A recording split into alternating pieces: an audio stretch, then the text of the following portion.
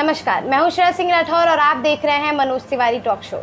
आज हमारे साथ हैं श्याम सुंदर सिंह पटेल जी, जो कारगिल विजेता रह चुके हैं, पूर्व सूबेदार रह चुके हैं और बड़े समाज सेवी प्रयागराज से हैं। आज हम इनसे आज़ादी के 75वें महोत्सव बनाया जा रहा है, उन पे बातें करेंगे।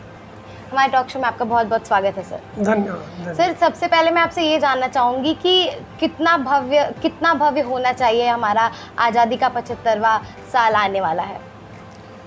देखिए, ये बड़े ही गौरवशाली क्षण है। इसको जितना अधिक से अधिक भव्यता से लोग मना सके, मनाना चाहिए, क्योंकि इस आज़ादी के लिए हजारों लाखों लोगों ने कुर्बानियाँ दिया है इस दिन को लाने के लिए। और आज 75 वर्ष बीत गए हैं, तो हम उन वीर शहीदों को सत सत नमन करते हैं और उन्हें याद करना है। और भारत की आज़ादी को घर घर तिरंगा झंडा फहरा करके लोगों को खूब मस्ती भरे ढंग से मनाते हुए लोगों को मिठाइयाँ बांटे, गले मिले, आपसी सौहार्द और भाईचारा बनाते हुए देश हित, जनहित, समाज हित के लिए काम करने के लिए आगे आना चाहिए। आप सेना में रहे हैं सर, तो जो सेना, जितने भी लोग होते हैं सेना में, उनकी देश के प्रति कितनी बड़ी जिम्मेदारी होती है, कितनी जिम्मेदारी होती है सर? देखिए, देश जब आज़ाद हुआ, आज़ादी से पहले इस देश की रक्षा सुरक्षा जिम्मेदारी आम जनता की थी। बड़ी लड़ाइयों के बाद, बड़े संघर्षों के बाद देश आज़ाद हुआ। आज़ाद होने के बाद जब सरकार हमारी बनी, तो सरकार ने विदेश नीति के तहत अपने देश की सीमाओं की सुरक्षा के लिए सेना के हवाले किया। जब देश की सीमाएं सुरक्षित रहेंगी, तो उसके अंदर वाले भाग में रहने वाले लोग अपने अपने हिसाब से कल कारखाने चलेंगे, ऑफिस कार्यालय चलेंगे, व्यवसाय चलेंगे, खेती किसानी होगी, हर तरह के कार्य बड़े सुचारू रूप से चल के इस देश का विकास होगा और जन जन में खुशहाली आएगी। तो ये सारी जिम्मेदारी सेना के ऊपर है। आपकी लाइफ इतनी व्यस्त रहती है, ऐसी कोई संस्था नहीं है जिससे आप जुड़े हुए हैं। इतनी बिजी लाइफ में आपको कैसे समय मिलता है कि आप समाज सेवा करते हैं सर? देखिए, सैनिक जो है वो 24 घंटे सेवा वाला व्यक्ति होता है जी। हमारी सर्विस 24 घंटे होती है जी। तो हम लोग उसके अभ्यासी हो गए। हमारा ऐसा संस्कार हो गया, ये स्वभाव बन गया कि हम 24 घंटे किसी भी तरह की परिस्थिति आने पे हमेशा उससे लड़ने के लिए हमेशा खड़े होते हैं, तैयार होते हैं। तो 24 घंटे सजग रहते हैं। उसी सजगता में हमारा सोना, खाना, रहना, जागना, चलना फिरना और दैनिक क्रियाकलाप भी होते हैं। जी। तो ये एक जागरूकता की निशानी है जिसके बल पे हम सफल हैं। और हम कई संस्थाएं निश्चित रूप से सामाजिक संस्थाओं से जुड़ करके, किसी का सदस्य हूँ, किसी का पदाधिकारी हूँ, किसी का संरक्षक हूँ।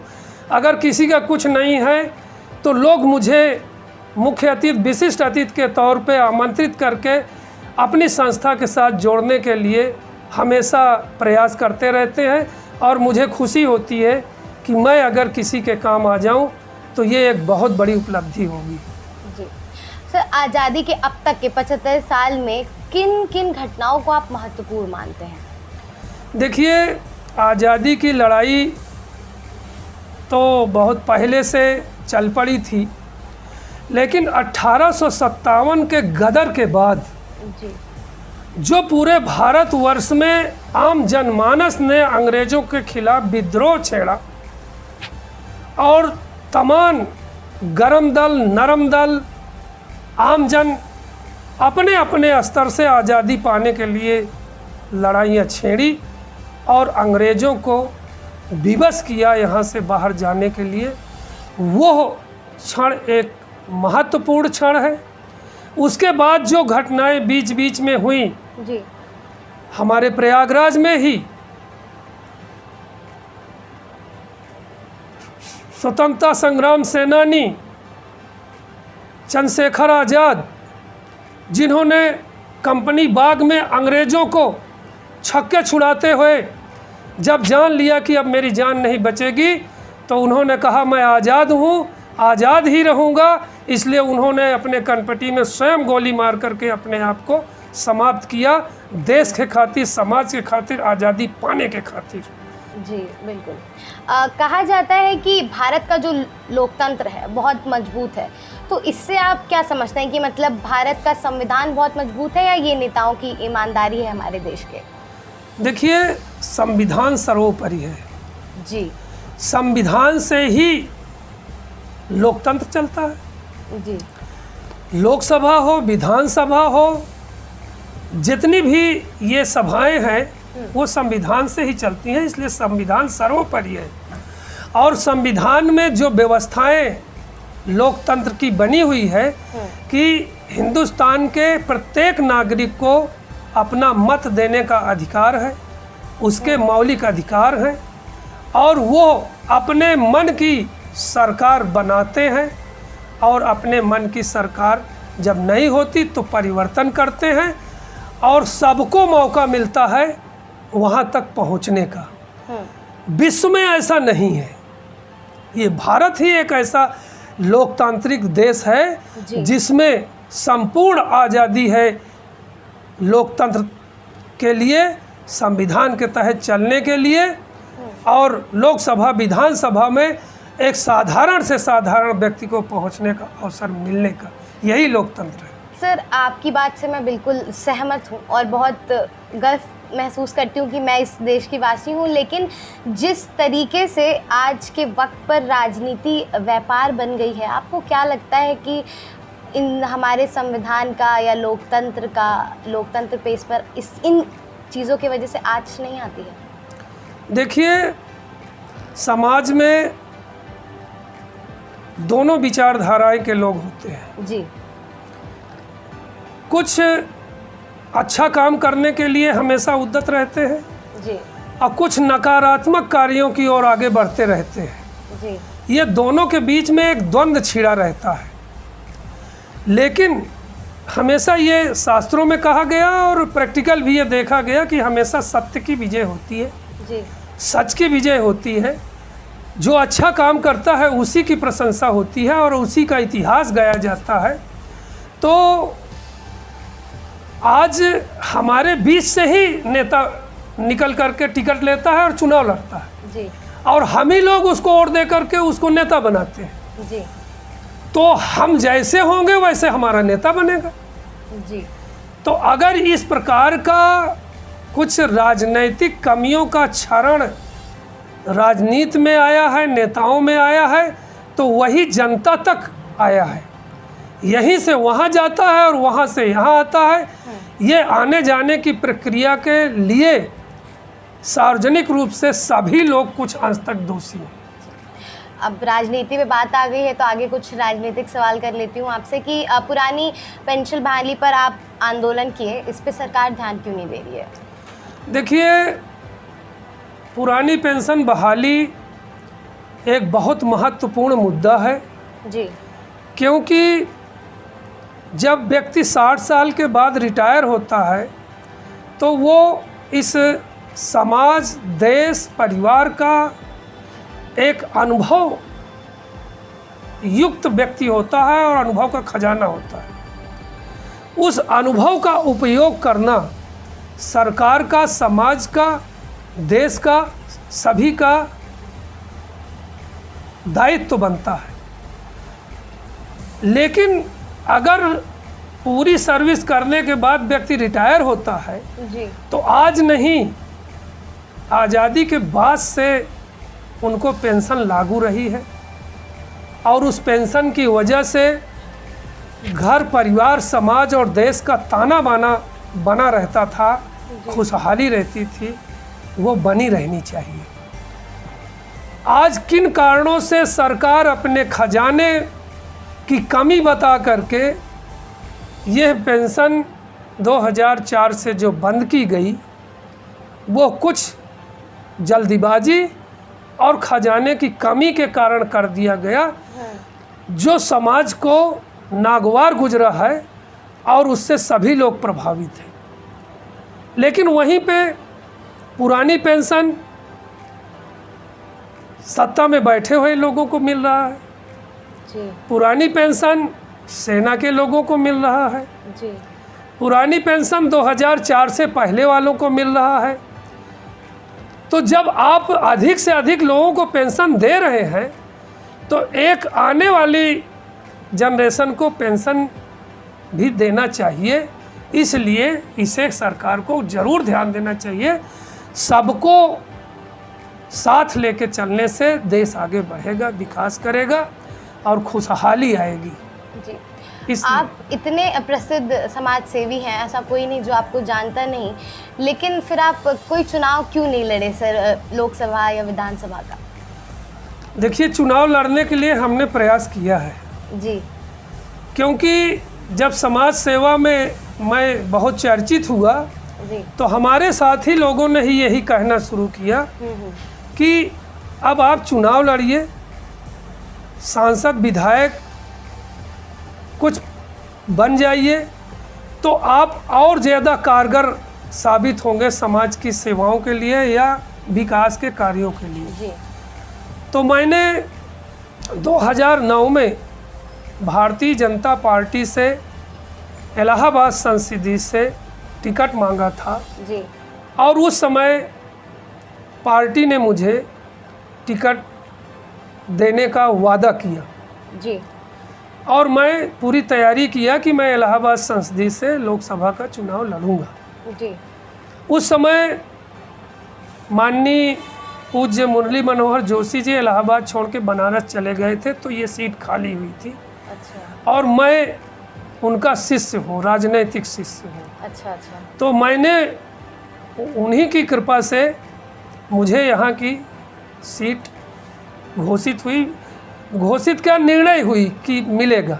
जी लेकिन कुछ समय के बाद इलाहाबाद संसदीय के हमारे कुछ एक आध साथी ने ये कहा कि मैं उसी क्षेत्र का रहने वाला हूँ, मुझे टिकट मिलना चाहिए और आप पटेल हैं, आप फूलपुर संसदीय क्षेत्र से जाइए, वहाँ से लड़िए। तो मुझे पार्टी ने कहा कि भाई आप इलाहाबाद नहीं फूलपुर से लड़िए, आपका टिकट फाइनल है। जी लेकिन मैंने उनसे ये कहा कि नहीं, इलाहाबाद संसदीय सीट खाली हुई है, जी अभी कोई कैंडिडेट नहीं है, इसलिए मैं वहाँ से ही लड़ूंगा। अगर वहाँ से आप टिकट घोषित करते हैं तो मैं चुनाव लड़ूंगा और पार्टी के लिए काम करूंगा। लेकिन अंतिम समय में उन्होंने कहा ये संभव नहीं है, आप फूलपुर से लड़िए, आपका टिकट फाइनल है। तो मैंने फूलपुर से लड़ना उचित नहीं समझा और मैंने मना कर दिया। उसके बाद भी जब लोकसभा का चुनाव आया है, जी मैंने अपने पार्टी से बायोडाटा प्रस्तुत करके प्रयास किया, जी लेकिन भारतीय जनता पार्टी विश्व लेवल की आज के डेट में पार्टी हो गई है, वहाँ संख्या बढ़ गई है। तमाम अन्य दलों के बड़े पैसे वाले लोग, बड़े बड़े नेता उसमें शामिल हो गए, तो हम जैसे कार्यकर्ता जो है वो लंबी लाइन में बहुत पीछे आ गए। तो मतलब यहाँ पे क्या मतलब बीजेपी से ही टिकट मिलेगा तो ही आप लड़ेंगे या किसी भी पार्टी से मिल जाए तो आप चुनाव लड़ लेंगे? देखिए, हम विचारधारा वाले व्यक्ति हैं। जी हमने देश के लिए सेवा किया है, जी देश से जुड़ा हुआ विषय भारतीय जनता पार्टी हमेशा उठाती रही है, चाहे सरकार में रही है चाहे नहीं रही। जी धारा 370 खत्म करेंगे, सेनाओं को मजबूत करेंगे, राजनीति में किसी पार्टी का परिवारवाद नहीं होगा जी और अंत्योदय की योजना लेकर के कि एक निचले पायदान में बैठे हुए व्यक्ति का विकास करके वो प्रधानमंत्री के कुर्सी तक पहुंचने के लायक बनेगा। ये कुछ विचारधाराओं को लेकर के उस पार्टी के साथ मेरा जुड़ाव बना और मैं उसी पार्टी से टिकट मांगता रहा और उसी पार्टी से मेरी अपेक्षाएं आज भी हैं और मैं उसी के साथ जब मौका मिलता है तो मैं सेवा करता हूँ। चलिए, अभी नगर निगम का चुनाव होने वाला है तो माना जाए कि आप महापौर की दावेदारी करेंगे? नहीं, मेरा एक अपना सिद्धांत है जी मैं केंद्रीय कर्मचारी रहा हूँ, केंद्र की गतिविधियों से बहुत वाकिफ हूँ। तो मैंने मन बनाया है कि जब भी चुनाव लड़ूंगा, लोकसभा लड़ूंगा और पिछली दिल्ली बार जाऊंगा। आपने महापौर की दावेदारी की थी शायद। पिछले बार मेरे कुछ साथियों ने सर्किट हाउस में मुझे बुला लिया, मैं वहाँ चला गया, बोला आप अपना बायोडाटा दे दीजिए, लोकसभा के टिकट आपको नहीं मिल पाया तो महापौर का ही मांग लीजिए। सर आपका काम, आपकी जो विचारधारा है वो यही है कि समाज सेवा, नगर निगम तो मेरे ख्याल से सबसे बड़ी समाज सेवा है। लोगों की सड़कों से लेके, नालियों से लेके लोगों की रोज़मर्रा की ज़िंदगी को सही करने का एक तरीका। हाँ, तो मैंने पिछले वाले चुनाव में महापौर का बायोडाटा पार्टी में सबमिट किया था, लेकिन वो जो भी हुआ वो निर्णय मेरे पक्ष में नहीं रहा, तो जो लड़ा हम उसका साथ दिए। देखिए, नगर निगम, मैं अपने मोहल्ले के लिए छत्रपति शिवाजी महाराज जन कल्याण समिति बना करके मोहल्ले का विकास किया है। जी। गलियां बनवाई, सड़कें पक्की कराई, बिजली ठीक कराई, जो भी वहाँ की आवश्यकता रही हमेशा संघर्ष करके मैं तत्कालीन सांसद, विधायक, महापौर, मंत्री सबको चिट्ठी लिख करके बजट सैंक्शन करा करके अपने मोहल्ले को काफ़ी विकसित किया है। आज पूरा मोहल्ला मुझे फौजी के जगह पे नेताजी कहता है। अच्छा। और वहाँ की जितनी भी सामाजिक कौन से धार्मिक, मोहल्ले की बात कर रहे हैं? चक निरातुल वार्ड 28। अच्छा। तो उसमें हमने काम किया और जो भी पार्षद बना है वो कहीं ना कहीं मेरे सहयोग से ही वो पार्षद बना है। अच्छा। और वो पार्षद भी हमारे कहने पे काम करता है। मेरा मोहल्ला पूरा विकसित है और महापौर भी मुझे व्यक्तिगत बहुत सम्मान देती हैं। माननीय अभिलाषा गुप्ता जी मेरे किसी भी कार्यक्रम में अगर मैं उनको निमंत्रण देता हूँ तो वो पहुँचती हैं और मेरी सारी बातें सुनती हैं। मैंने जब भी जो चाहा वो मेरा काम किया, तो मैं महापौर रहूं तो भी मेरा काम होगा, नहीं रहूंगा तो भी मेरा काम आप होगा। ये सोच, इसलिए महापौर मेरा लड़ना कोई जरूरी नहीं है। आप और ऊपर की बस लोकसभा से नीचे चुनाव नहीं लड़ना, मेरा ये मकसद है। अगर मिलेगा तो लोकसभा लड़ूंगा, नहीं मिलेगा, कभी भी पार्टी अगर सोचेगी राज्यसभा भेजेगी तो दिल्ली जाऊंगा, नहीं तो मैं उससे नीचे एक चुनाव नहीं लड़ूंगा। उससे अच्छा मैं जन सेवा, समाज सेवा, देश हित, जनहित में अपने पूर्व सैनिक कल्याण, पेंशनर कल्याण के लिए प्रतिदिन कार्य करता हूँ। मुझे उसी में आनंद आता है। बहुत अच्छी बात है। अभी अगर प्रयागराज की बात करें तो नगर निगम के क्षेत्र में क्या क्या समस्याएं देख रहे हैं आप? देखिए, नगर निगम के अंदर ये रोज़मर्रा की तमाम सारी चीज़ें हैं। जैसे बरसात में पानी बहाव का, नालों का ठीक ढंग से व्यवस्थित ना हो पाना, सड़कों में बहुत जगह पे लोग लाइन बिछाने के लिए खोद के चले जाते हैं, गड्ढे बन जाते हैं कई दफ़ा, और तमाम सारी चीज़ें हैं जिसके वजह से आवागमन में दिक्कतें होती हैं और दुर्घटनाएं होती हैं। जी।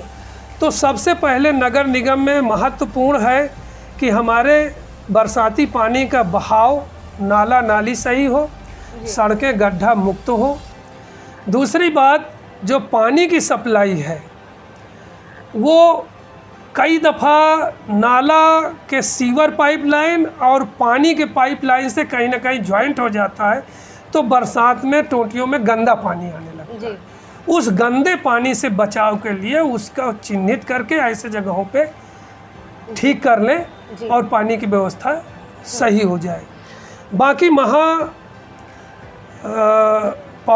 अभिलाषा गुप्ता नंदी अपने कार्यकाल में प्रयागराज को स्मार्ट सिटी बनाने के लिए बहुत काम किया है। आज शहर स्मार्ट दिख रहा है। जी, वही मैं अभी पूछने ही जा रही थी कि नगर निगम को लेके आपने शुरुआत में काफ़ी आंदोलन किए, उसके बाद काफ़ी बदलाव आए हैं नगर निगम में, काफ़ी ज़्यादा बदलाव आए हैं, लेकिन फिर भी समस्याएं पूरी तरीके से तो समाप्त नहीं हुई हैं, जैसा कि अभी भी आपने डिस्कस किया। तो इस बार के चुनाव में क्या सीन लग रहा है आपको, कि मतलब किस तरफ जाएगा समीकरण, क्या होगा? देखिए, अभी चुनाव घोषित नहीं हुआ है जी। अभी से कुछ कह पाना मुश्किल है जी। लेकिन जिस प्रकार से महापौर, वर्तमान महापौर इतना सक्रिय हैं जी कि वो पार्षदों तक बड़ा नज़दीक से सघन संपर्क में रहती हैं जी और उनकी सारी बातें सुनती हैं। कई दफ़ा कुछ दिक्कतें आती हैं तो विपक्ष के लोग उनके पास जाते हैं, उनकी भी बात सुन करके वो पूरा करने का प्रयास करती हैं। जी तो इस वजह से महापौर के मन मुताबिक लोग ही, मुझको लगता है, लोग पार्षद बनेंगे। सर, अब राजनीति पे मैं आपका आगे और इंटरव्यू ले लूँगी।